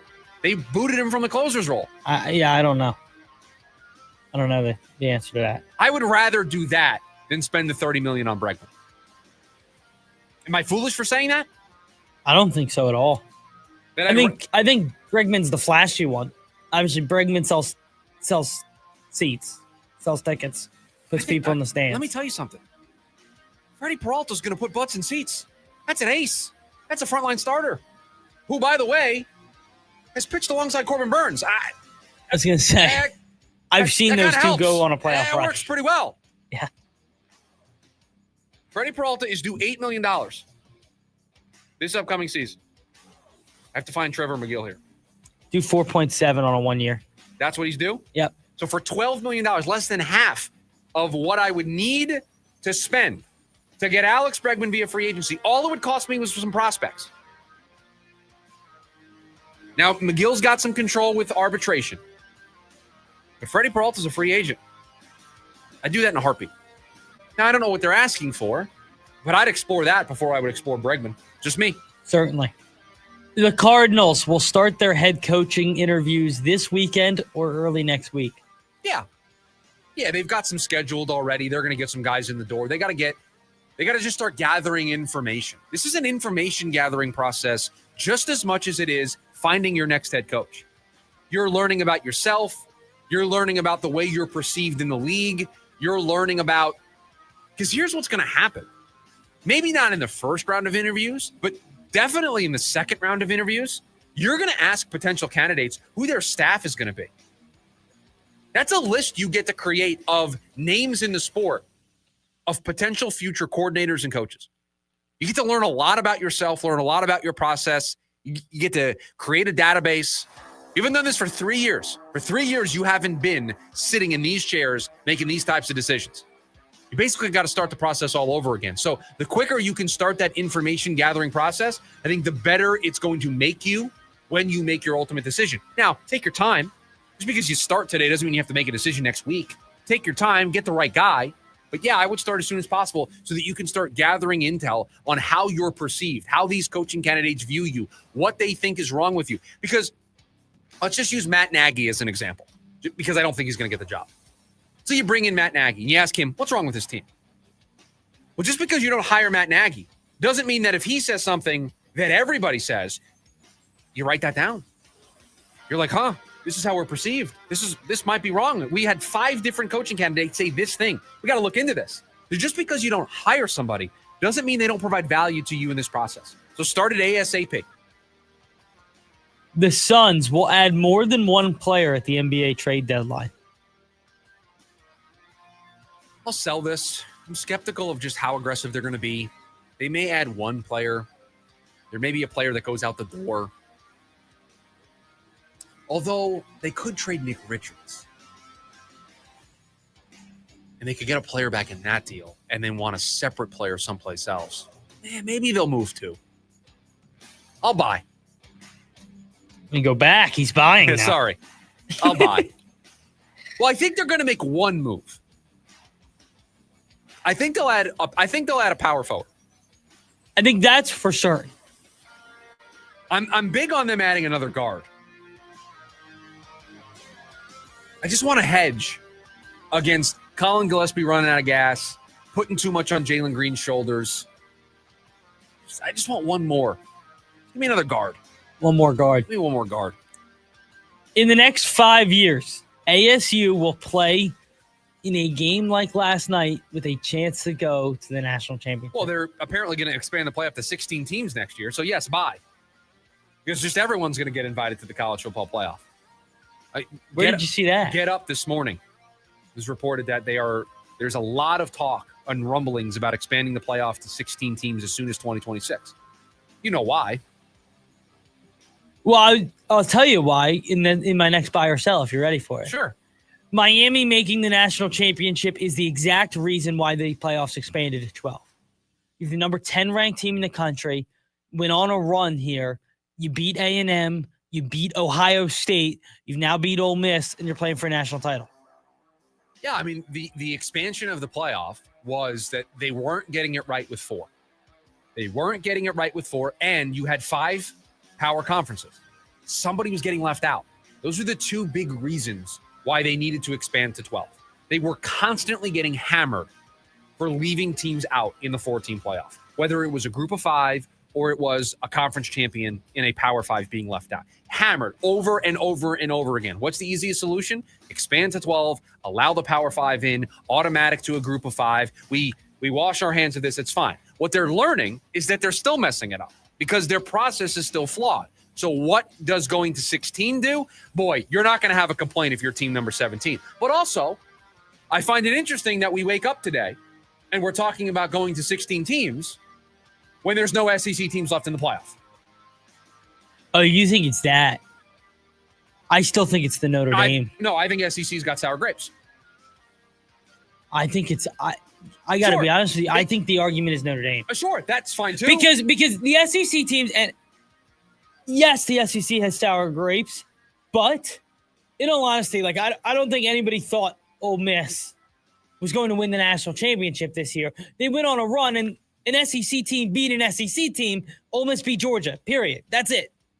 No, I hear you. But that's a rational line of thinking. Are SEC fans in the conference rational? They just want what's best for them. I saw both groups of fans last night. The Ole Miss fans felt more rational than some of the Miami folk I talked to. The SEC runs this sport. But I agree. The SEC and the Big Ten run the sport. And so they're going to want to expand. Now, the Big Ten has 2 teams playing tonight. So they don't have sour grapes. But in a perfect world, they would want Indiana playing. Sure, they would want on opposite sides of the bracket, and they would want 2 Big Ten teams in the championship. But that's what's happening here. Big game for you tonight, by the way. Oh, huge. I'm a huge Oregon guy tonight. Huge Dante Moore guy. Never said a bad word about Dante Moore. Love him as a prospect. Should go number 1 to the Raiders. I love Dante Moore. Love him. We're going to talk about that game coming up here in a little bit. Yeah, next, in fact, yes. Is that all you have in buy or sell? Yeah, that's all I have. By the way, I do want to recap this week. Today you bought everything. And this week, only 2 sell. I'm very optimistic. I got to get more hot this week. I got to get hotter takes. No, I'm just more optimistic to start the year. It's just more positivity. I think that could be it. You know, it's a new year, new me. I'm trying to be more I positive. mean, you buying that they would still offer Bregman $30+ million, you buying that ASU will play in a Final Four game in the next 5 years. Those typically you take the field on those. Well, the report this morning that they're going to 16, and the ASU is going to get in at some point, probably if they continue on their current trajectory. When we come back, it is the other college football playoff semifinal game. It is tonight. Let's face it, it's a big one for the Arizona Cardinals. That's next. The lunch break. KDUS, AM 1060. The Varsity Sports Show with Vince D'Alicio is your hub for everything high school and college sports. Join Vince and friends as they give you the full picture on student athletes and where they're heading. Live interviews with coaches across the valley. Asking some of the tough questions. Varsity recaps and in-depth interviews with tomorrow's sports stars. The Varsity Sports Show with Vince D'Alicio. Live every Saturday morning from 9 to 11 a.m. Here on KDUS AM 1060 and on the KDUS 1060 app. This is Michael with Restore My Civil Rights. Let's be honest, nobody keeps New Year's resolutions. Gym memberships don't get used and diets fail. If you lost your firearm rights because of past convictions, here's a resolution you can keep. You've thought about this for years. Make it happen in 2026. You make the decision, Restore My Civil Rights does the work. This resolution will change your life. To book a free consultation today, call 855-GUN-RIGHTS or visit RestoreMyCivilRights.com. That's RestoreMyCivilRights.com. 9 Inch Nails. Live at Desert Diamond Arena, Friday, March 6th. Get tickets now at NIN.com. 9 Inch Nails. Live in Glendale. Peel It Back Tour 2026.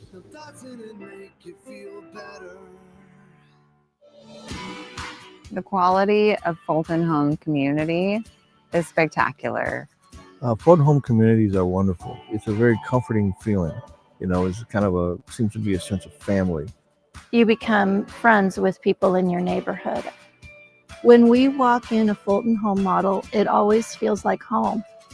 When we walked into the model home, we noticed the high ceilings, the beautiful kitchen, the flooring, and the floor plan. We knew it was a place where we were going to raise our family. My Fulton home has lasted 30 years. I've had no problems. There's been nothing that I've had to call a workman out ever in 30 years. I would definitely recommend a Fulton home to friends and family. We absolutely would recommend a Fulton home to our friends and family. We definitely would recommend Fulton to all of our friends and family. Fulton Homes. You're proud to own, we're proud to build. I'm Dan Patrick, and this is Above the Noise. If last night's game told us anything, it reminded us you still win in the trenches and with the running game. Miami didn't win that game with flash. They won it with force. The Hurricanes' defensive line lived in the Ole Miss backfield, making life miserable for the Rebels' passing attack. On the other side of the ball, Miami's offensive line controlled the line of scrimmage, opening up consistent running lanes en route to just under 200 rushing yards. Indiana and Oregon have shown a similar formula this season. It might not always be sexy, but it is effective. Explosive offenses grab headlines. Yet, when playoff football arrives, the margins tighten. Style points disappear. Execution in the trenches does not. Whether it's college football or the NFL, the teams that block, tackle, and run the ball usually separate the good from the great. I'm Dan Patrick, and this is Above the Noise.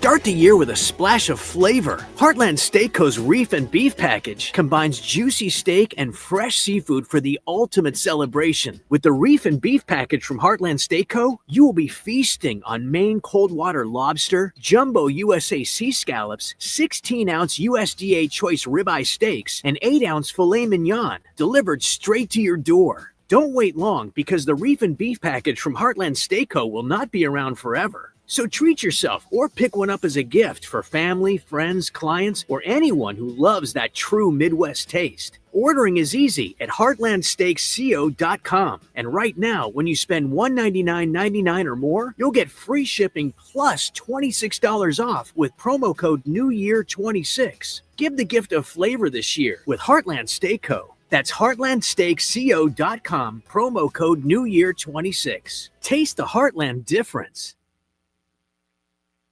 You're listening to The Jim Rome Show. Lane Kiffin reinvention arc went from one of the truly feel-good stories in the game to him once again becoming public enemy number one. I have no issue with him leaving. It's how he left, burning all bridges yet again. You strung Ole Miss along. You turned it into a complete circus, and then you were bent when they wouldn't let you coach them in the playoff? Get out of here with that. It's natty or bust for you at LSU, Lane. The Jim Rome Show, 1 to 4 p.m. Monday through Friday, here on KDUS AM 1060.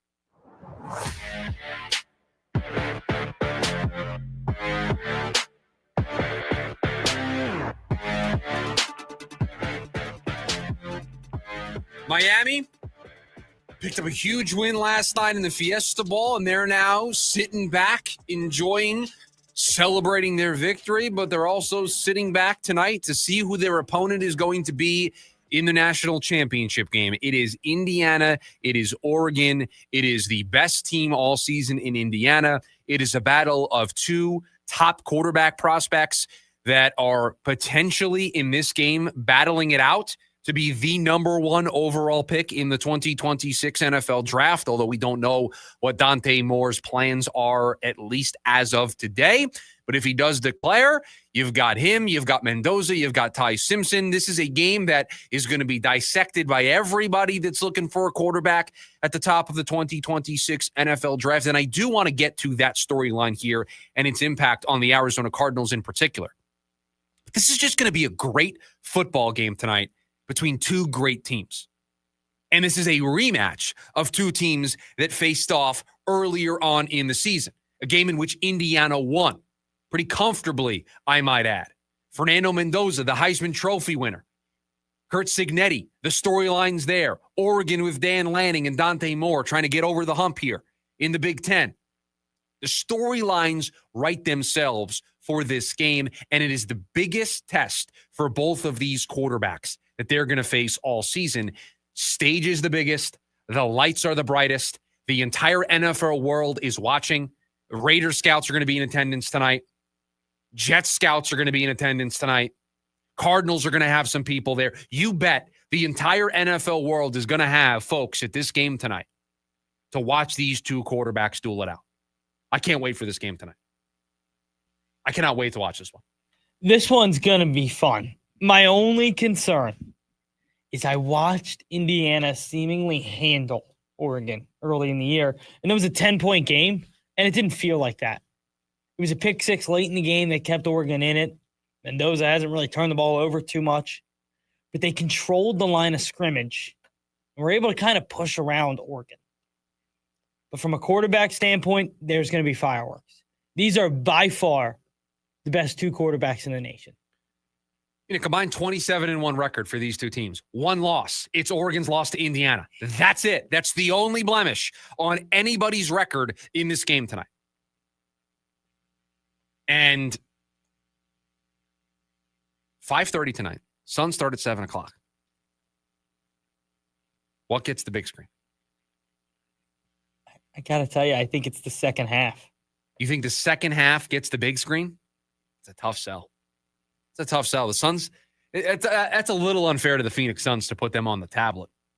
But you're going to catch the first half of the Suns. So you get the end of the game. First half of the Suns, and then you game over. Suns go on the big screen. I think that's the way to do it. All right. Suns are on the tablet. Because you can adjust. You're going to have to make halftime adjustments. with my viewing, some halftime adjustments. Yeah. My position on the couch, what snacks I'm enjoying. Yeah. There'll be some halftime adjustments. I love nights like this. College football playoff semifinal, NBA game tonight, a huge playoff weekend in the NFL. You live for weekends like this in sports. And this game matters a lot for the Arizona Cardinals. They need Dante Moore to play well. They need Dante Moore to play well and to put himself in a position to want to go into the 2026 NFL draft to be the number 1 or number 2 pick. Because if he doesn't, complicates things for the Cardinals at number 3. And it's a strange case where I don't know if Dante Moore plays well, I don't know if he will get to the Cardinals. Probably won't. And this is going to affect who the Cardinals pick without even it being one of the 2 that are playing tonight. Yeah, I don't think they're in play for Fernando Mendoza and or Dante Moore, but them both declaring and them both being at the top of the draft gives the Cardinals a really interesting decision to make. Because you would have the choice of either first non-quarterback or go Ty Simpson. Or door number 3. Trade back. Somebody wants to come up to get the first non-quarterback in the class. Whereas if Dante Moore decides to go back to Oregon, he feels like there's unfinished business. He gets to the doorstep and doesn't win a national championship. He's going to make $5 million in NIL dollars, so he's okay with going back to school. Again, I don't think that's what's going to happen here. I think he's going to declare, but let's live in that reality for just a moment. If that happens, I don't think the Jets are going to take Ty Simpson at number 2. So they're going to be in play for a non-quarterback at that spot or a trade back. And now all of a sudden you lose some leverage if you want to trade back. And we know Monty likes to work the phones. We know Monty loves himself a draft day deal. And so if you want that to be a possibility, and also in general, you want 3 quarterbacks at the top of the class if you're the Cardinals. Because while I don't think Ty Simpson is the top 5 quarterback, I don't think I would take him in the first half of the NFL draft. I didn't think the same about J.J. McCarthy, who went in the top, 12? So yeah, teams feel differently about quarterbacks. And the Jets may feel like we like Ty Simpson. We like Ty Simpson more than Dante Moore, so we're going to take him at 2. Dante Moore is available to the Cardinals at 3. And then that changes everything. But that only happens if 3 quarterbacks are available. And so that's why this being a game where both quarterbacks play well. If Dante Moore goes out there and he throws 3 picks in a big spot and Indiana rolls and they're going to a national championship and Oregon's not, and it's because Dante Moore didn't play well, Dante Moore might not get the grades that he wants to get from the NFL teams, and he may choose to go back. It may complicate things for the Arizona Cardinals. Tonight's a huge game. Huge game for the Cardinals. And it's so interesting because, I mean, the generic thought, right, surrounding the NFL draft for years is more quarterbacks in, some of the better talent tends to fall. That's just always how the draft works, right? Because quarterbacks are inflated. This year, it's a weird scenario where you're going to have Fernando Mendoza maybe go 1. You have what people seemingly believe will be probably the 3rd quarterback already declared in Ty Simpson, and you have number 2 somewhere in the middle. Some people have him as high as number 1. Not made a decision yet. 3 quarterbacks being available at the top of the draft gives the Cardinals the most options. And when you don't pick at the top of the draft, you need options. You need places to go if things don't go your way. Let's say the Jets like Ty Simpson. The Cardinals don't like Dante Moore. They got to have a pivot plan. That pivot plan only exists if 3 quarterbacks are available at the top of the draft and they're in that exact scenario. If there are 2 quarterbacks available at the top of the draft and it goes Mendoza, Simpson, 1, 2, you got to have a place to go. You either have to take Ruben Bain, you have to take somebody else, Jordan Tyson, got to make a move, trade back. You have to have a plan. You have to have options. And 3 quarterbacks being at the top of the draft to me is, 1, the best way for the Cardinals to end up with one of them, obviously, to land a quarterback. But 2, it gives you the most options. It allows you to figure out which quarterback's available to me at 3, what teams are willing to do to move up to get that quarterback if I don't like them, what teams are willing to move up for maybe a non-quarterback, what I'm able to get in a trade, and am I still able to land in a spot where I can get somebody at pick 6, pick 7, pick 8, however far I fall in the draft order. Options. The name of the game is options. We opened the show talking about choices, and choice being a key draw for the Cardinals gig, or maybe the only draw to the Cardinals gig. Choices, options, flexibility. The name of the game for the Cardinals at the top of the draft. both of these quarterbacks playing well and playing a game where it comes down to the final possession and both quarterbacks are a reason why their team is in the game in the fourth quarter, that's music to Monty's ears. That's exactly what you wanted. That is exactly what you want. Tonight, you want Dante Moore to play well. You don't need Oregon to win the game. You just need him to play well. Yeah, I don't know. It's funny that you said Dante Moore playing well because I do think Mendoza needs to play well too. Because I don't think he's a lock to be the first quarterback. You don't? It just feels like that. Just go with me here for a second. If Moore outplays Mendoza, could Moore be number one? Yeah. So Mendoza is going up against the direct competition to be the number one pick. But I think so. If he gets outclassed, if he gets outplayed in this moment, it may cost Fernando Mendoza a lot of money. From 1 to 2. Like I think Moore has more to lose. Moore has more to lose. I love that. There you go. Than Mendoza does. Mendoza falls from maybe the first to the second quarterback. Dante Moore could fall from a very different grade because I think there's just more volatility to Dante Moore. That's fair. There's more volatility to Dante Moore's range of outcomes, especially when you throw into the mix that it's not a guarantee he's going to declare. But for Mendoza, he needs to play well. If he wants to go be the savior in Vegas, and that's an attractive situation to him, like he know when Fernando Mendoza, his head hits the pillow, he knows who's picking number one in the draft. He knows who's picking number two. So he knows he's in play to be the number one overall pick. So if he wants to be a Las Vegas Raider, if he wants to be the number one overall pick, he's got to play well in this game tonight. Has to. A lot of pressure on both guys. A lot of pressure on both guys.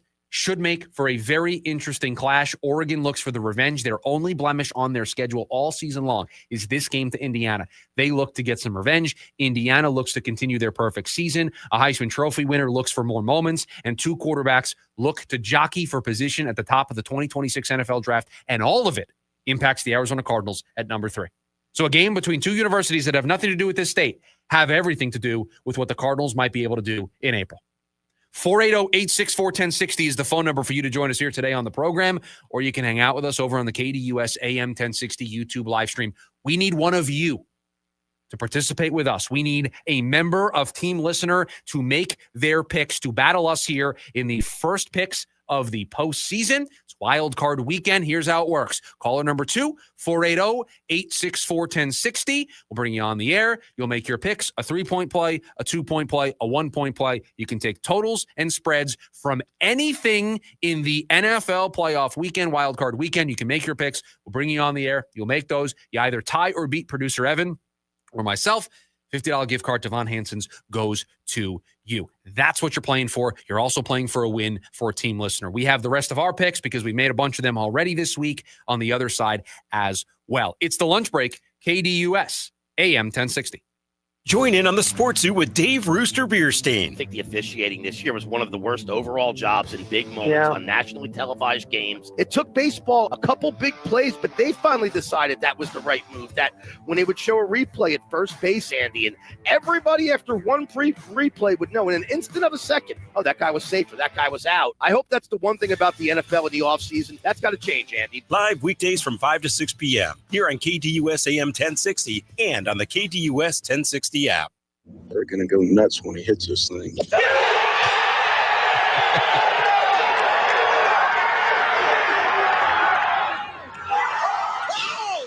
went in. The People's Open is back. See the PGA Tour's best. Tee it up at the 2026 WM Phoenix Open, February 2nd through the 8th at TPC Scottsdale. Get tournament and ticket info at WMPhoenixOpen.com. I get by with a little help from my friends. Ringo Starr and his all-star band. With friends Steve Lukather from Toto. From Men at Work, Colin Hay. From Average White Band, Hamish Stewart. Friday, June 12th, 7:30 p.m., Gamage Auditorium.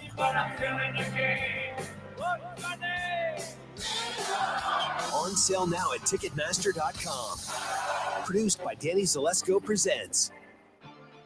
Been crazy busy these days? Sounds like you could use a little we time. That means playtime at the AAA 4-Diamond Wekopa Casino Resort. Game time with more than 900 slots plus table games. Maybe a tea time on one of 2 nationally ranked courses. and definitely some hang time at WKP Sportsbook, the largest sportsbook in the state.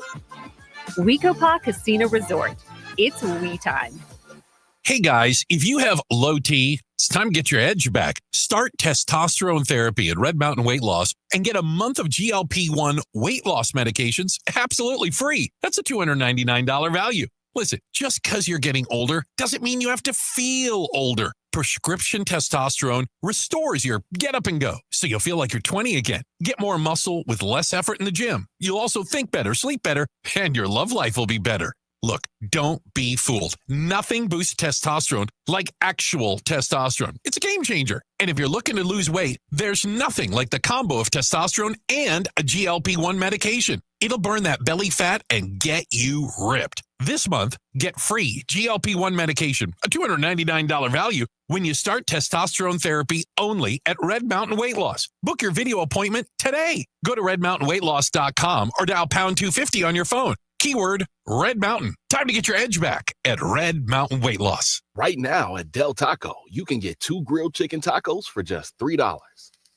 You hear that? That's the real sizzle of a real grill. At Del Taco, we freshly grill our marinated chicken right here in our kitchens. Not some factory far, far away. It's what makes our grilled chicken tacos a top seller for over 30 years. So come get 2 grilled chicken tacos, made to order for only $3. A real good deal we can all use right now. Only at Del Taco. Del, yeah. Price and participation may vary. ASU women's basketball continues right here on KDUS AM 1060. Join the Lady Sun Devils as they make their way over to Texas to take on TCU. Head coach Molly Miller knows how to get the most from her team and is looking for another win on the court this Sunday. Join Jeff Munn on the call live from the Lone Star State. It's ASU versus TCU, a pregame at 2:30 p.m. and tip-off at 3 right here on KDUS AM 1060. Online at KDUS1060.com and on the KDUS 1060 app.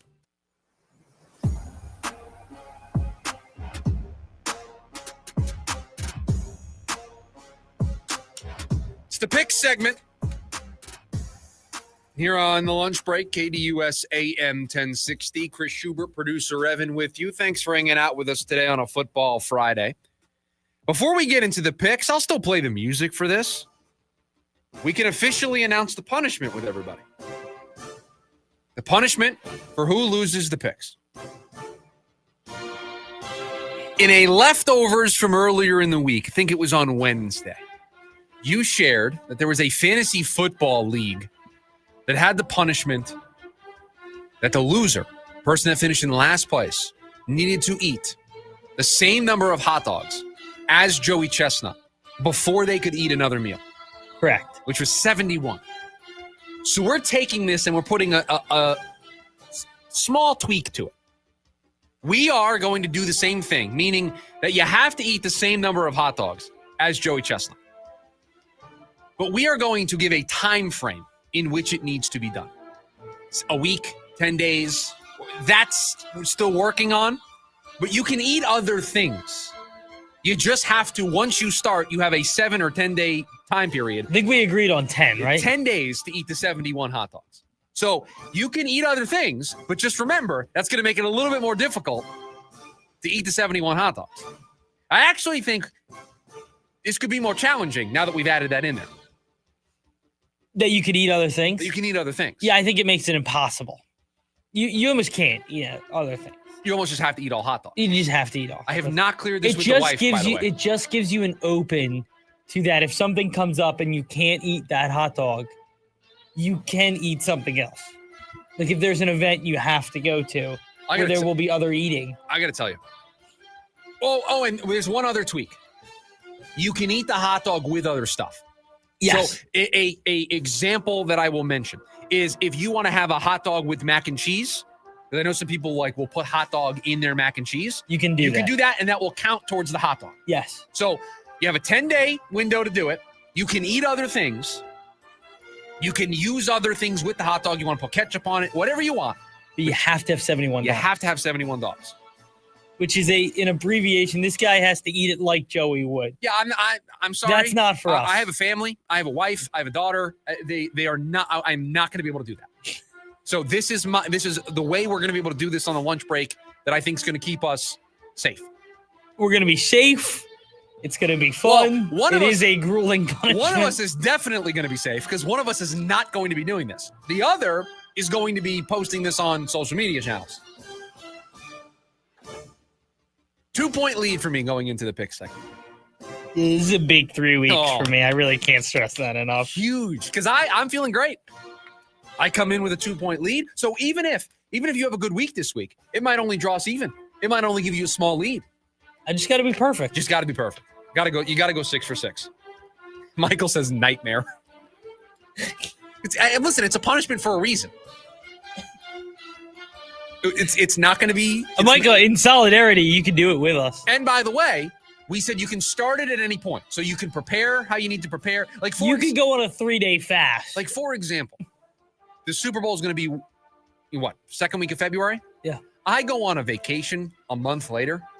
I'm not going to take 10 days before that vacation and eat the 71 hot dogs and risk putting myself in the emergency room. You take the 10 days. I think here's the fair thing. You have to do it prior to teams reporting to training camp. No, you know what you need to do? Because this is the danger you play. You need to do it before July 4th. Because if you wait until July 4th, it might be a new number.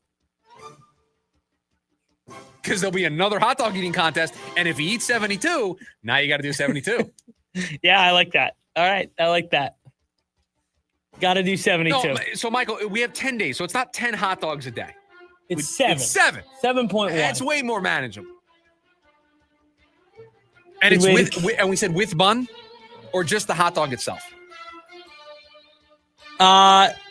We said with bun.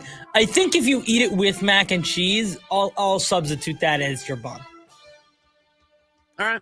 I think I can do this. I think if I lose, I can do it. It's going to be painful, but I think I can do it. With that being said, ball's in your court, buddy. The ball is in your court, down 2 points. All right. Well, my 1-point play, and now I feel so bad that I've trapped myself into some of these. Let me ask you a question. Do the picks feel a little different today now that there's a punishment finally attached to it? They feel much different. Feel much different. And now more pressure. And the fact that it took us all year to come up with this makes it even worse. I wouldn't have picked the Panthers as much, probably. I feel good. I feel great. With that being said, I'm still taking the Panthers.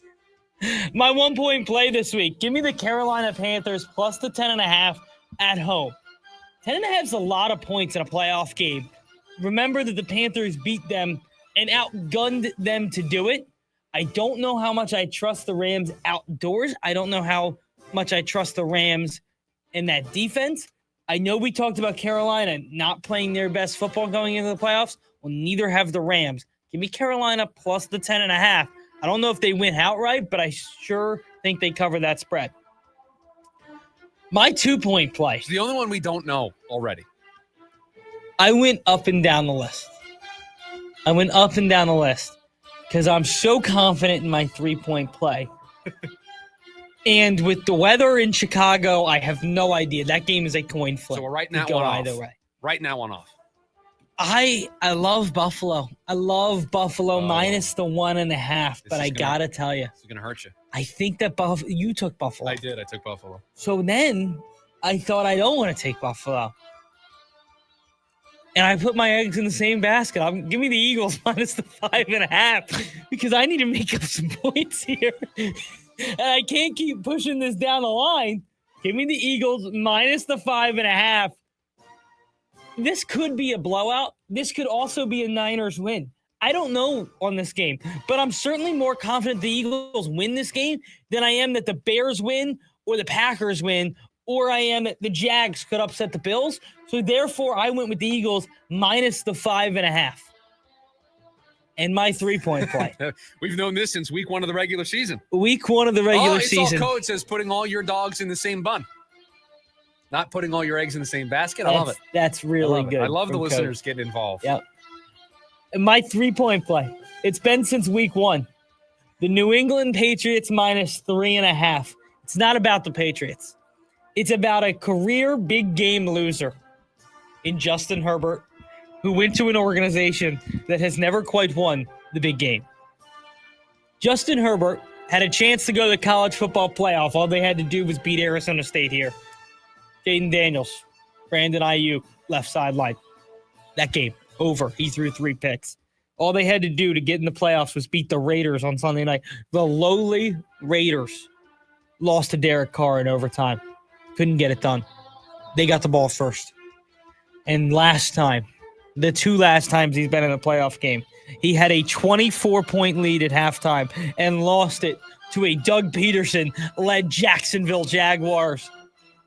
And then last year, he threw 4 picks against the Houston Texans. The New England Patriots will dominate this game. It will get ugly. It may be a 30-point victory for the Drake Maybes of the world. Maybe they win by 50+ because the New England Patriots will surely cover 3.5. I guarantee you over a 1.5 too. If I could take props, I would take over 1.5 interceptions for Justin Herbert as well. Those are my 3-point plays. To wrap them up, sorry I got fired up there. Okay. Carolina plus 1.5 is my 1 point. Philadelphia minus the 5.5 is my 2 point. And my 3 point, the biggest lock of the week, New England Patriots minus 3.5 at home versus the Los Angeles Chargers. My 1 point play, this is the pick I'm the least confident in, and I'll tell you. So that's good. San Francisco, Philadelphia. No, what I mean by that is San Francisco, Philadelphia, I didn't want to touch it. I knew you were using 3 points on the Patriots, so taking the other side of it, and when I'm already doing that in another area, didn't feel like a worthwhile use of my points. This is the game of the ones that were left that I felt the most confident in. I got it at a great number earlier in the week when I locked it in because it's now Green Bay favored by 1.5. I got it when I locked it in earlier this week at plus 1.5, and we're honoring that for the pick segment. So I've got Green Bay plus the points. I know they've lost 4 in a row. I get it. They have not played great. Jordan Love's also been in and out of the lineup, and I will continue to stand on this point. Just hard for me to see how the Bears are going to win a playoff game with their quarterback playing that poorly. He's not playing good football, completing less than 60% of his passes. In a game they needed in many ways against the Lions, they didn't show up. They didn't play well. Give me the Packers plus the 1.5 as my 1 point play. As my 2 point play, if you're not going to do it now, when are you going to do it? And if you're not going to do it against this team to start the run, it's not going to happen. Give me Buffalo minus the 1.5. I know it's a road game, but it's a friendlier environment than some of the other road matchups that you're going to see in the postseason. It's number 17. He's the best quarterback on the field. This is his time. The playoffs are wide open for him. This starts the run in Buffalo. They handle business minus 1.5. My 3 point play. Give me the Los Angeles Rams minus the 10.5. It's not a surprise. I've locked it in earlier this week. They played earlier in the season, yeah. Carolina beat them, yeah, 31-28. Bryce Young threw 3 touchdowns in that game. I don't expect Bryce Young to throw 3 touchdowns over the weekend. I do. Matthew Stafford threw 2 interceptions in that game. I don't expect Matt Stafford to throw 2 interceptions in a playoff game. I don't expect the breaks that went Carolina's way in that game to happen again because since that game, they have not played well. And I know Stafford's been very all over the place the last couple of weeks, but I trust the coach. I trust the quarterback more. They get their revenge. They get their revenge in a big way. They dominate the Carolina Panthers, and they cover the 10.5. My 1 point play, Green Bay plus 1.5. My 2 point play, Buffalo minus 1.5. And my 3 point play, the Rams minus 10.5. There you have it. The picks for Wild Card Weekend brought to you by Von Hansen's, located at Alma School just between Elliott and Warner in Chandler. You can also shop online at vonhansensmeats.net. They've got it all, sausages and brats, over 100 varieties of sausages and brats, which are made fresh in their Chandler store smokehouse, which I know producer Evan got a chance to go to over the holiday season. Did you see all 100 varieties of sausages and brats? I did. All 100 out. So you picked up some steaks while you were there, right? I did, yeah. I went with the, I believe I got a couple 10-ounce ribeyes. Really nice. Delicious. Yeah, I'm very excited. So you can stop there. All your barbecue needs, meats, beer, wine, barbecue rubs, wood chips, and even all natural dog food treats for your pup. They customize orders. They've been in Chandler for over 18 years, serving the best meats in the Valley. Located in Alma School, just between Elliott and Warner in Chandler, or online at vonhansensmeats.net. Our last segment before it is a football weekend. It's all the stories we didn't get to. We call them the leftovers. We'll get to them next. It's the lunch break. KDUS, AM 1060. The Dan Patrick Show. You got Seattle figured out? I'm trying to. I said that defense is unbelievable. They run the football, but what's it come down to? Sam Darnold is going to have to prove to all of us in a big game he can play big. Now, you can say that game against San Francisco, he played big. He didn't. His defense did and his running game did. We did this with Lamar Jackson. We do this with Josh Allen. There are certain quarterbacks where we go, okay, prove it. Weekdays, 7 to 10 a.m. on KTUS AM 1060. Bad Omens. Do you feel love North American Tour 2026? Live at Desert Diamond Arena, March 24th. Bad Omens. With special guests, Beartooth and President. Get tickets now at livenation.com. Bad Omens, live in Glendale. Hi, I'm Dustin, your friend and jeweler at Shane Company. I know finding a dream engagement ring can be overwhelming, but don't worry, we got you. As director of diamond sourcing, it's my job to make sure every single diamond at Shane Company is truly the best of the best. Our team travels the world to see diamonds up close, in person. We handpick each one for its unique fire, brilliance, and scintillation. Diamond buying is an art. Of course, we look at cut, color, clarity, and carat, known as the 4 C's, but that's not all. We also look at how each diamond looks on a hand, where it will be worn, how it makes you feel, and if it's worthy of a Shane Company customer. That type of expertise only comes from working for a company that's been a family business since 1929. We also think about your budget. We only pick the best in each grade in all shapes and sizes. Your diamond is guaranteed to be the most beautiful because a friend wants you to pick from only the best. Drop by your store or shaneco.com and see for yourself. Shane Company, your friend and jeweler. At CertaPro Painters, we know that a happy place comes in many colors, like ones that inspire a sense of wonder, or a new flavor that makes life just a little bit sweeter, or one to celebrate those moments that lift you to new heights, at home or at work. We'll make your happy place your own. CertaPro Painters. That's painting happy. Each CertaPro Painters business is independently owned and operated. Contractor license and registration information is available at CertaPro.com. NAU men's basketball right here on KDUS AM 1060. Join the Lumberjacks as they look to defend home court this Saturday against Idaho State. With head coach Shane Burkhardt at the helm, the Lumberjacks know they have what it takes to score another win. Join Mitch Stroman on the call live. It's NAU versus Idaho State this Thursday. Pregame at 5:30 p.m. and tip-off at 6 right here on KDUS AM 1060. Online at KDUS1060.com and on the KDUS 1060 app.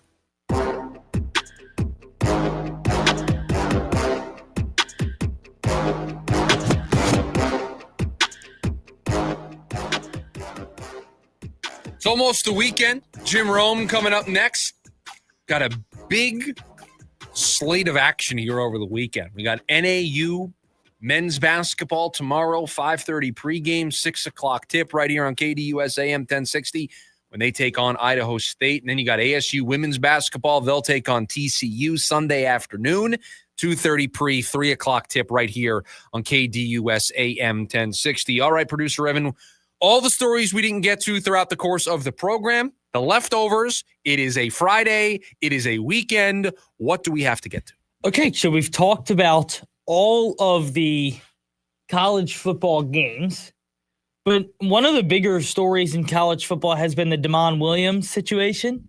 He is officially returning to the University of Washington and not transferring after all of the talk that has been circling the decision for him. It's kind of awkward, right? Like you wanted to leave, but the university wanted to enforce your contract. And so ultimately you got to a place where your representation said they're no longer representing you. And now you're going back to the university. Doesn't it feel like everybody around that program is going to kind of feel like he had one foot out the door? Just feels like a weird situation for everybody. Like I understand Washington from a ethical perspective and from a future perspective, wanting to enforce the contract so that they don't get trampled on. But do you really want a guy back who clearly didn't want to be there and wanted to go someplace else? Yeah. Just feels weird across the board. By the way, he is a Chandler product. Went to Bash High School. Would have been, I wonder if ASU picked up the phone. Well, it was LSU that he was reportedly leaving to go to. Speaking of that, Sam Levitt finished his trip with LSU, then went on a trip with Tennessee. Is now meeting with Miami after their big win yesterday. LSU and Miami feel like the two big teams, right? Certainly. With Lane Kiffin and then Miami in the situation where Carson Beck's going to declare for the draft. And by the way, you think Carson Beck helped himself out last night? Yeah, I do. I really do. I don't know where I think he's going to go. No, do I think somebody takes a day 2 flyer on him maybe in round 3? I think that's probably fair. I've seen worse quarterbacks go earlier than that. Certainly. So, and it's not like he's a lot of college football experience. A lot of starting experience. He's been on the big stage with multiple different programs. He was a former top recruit, so it's not like he's somebody that came out of nowhere and has, arrived at this big stage a la a Cam Ward. He's had the pedigree basically since high school, and he's met the moment mostly throughout his career. Does he give me more game manager, backup quarterback vibes? Yeah, I would think so. If you had to make me put him in a bucket today. I thought he was really effective with his legs last night. But you go on that big drive and you spearhead it. Like, that's going to show up on tape when teams that maybe don't have a top first-round pick look at taking a swing at a quarterback on day 2, day 3. They're going to look at that drive and be like, there might be something with this kid. I mean, they got the ball with, 5.5 minutes left, and he took the entire clock. And they went down there. He used his legs effectively. What was it, he hit some tight windows. It was 15 plays over 5 minutes. It ended up with him on a 3-yard rushing touchdown. It was a really impressive drive. It was maybe the best drive of his college career. Right, and to have it in that moment is going to raise some eyebrows in a good way. In NBA news, the Grizzlies are reportedly looking to trade point guard Ja Morant. First it was Trae Young. Now it'll be Ja Morant, 2 stars when they were drafted, just completely falling out of favor with their current organizations. And yeah, I don't think there's going to be a robust market for Ja Morant. I think there'll be a couple of teams interested, but he does feel like a little bit of a headache. And you have to just wonder, is it worth it for him to potentially be a headache for me? Does he make my team better? Do I want to give up draft picks? Do I want to give up young players? Do I want to empty some of the capital that I've been holding on to get somebody who has had a troubled last couple of years? Yeah, that's kind of the question, right? Like, how much are you actually willing to give up for him? And the other question is, are you buying pretty low? Right, but reportedly, I know you have to match contracts, but reportedly they want draft picks, not draft picks, and young players.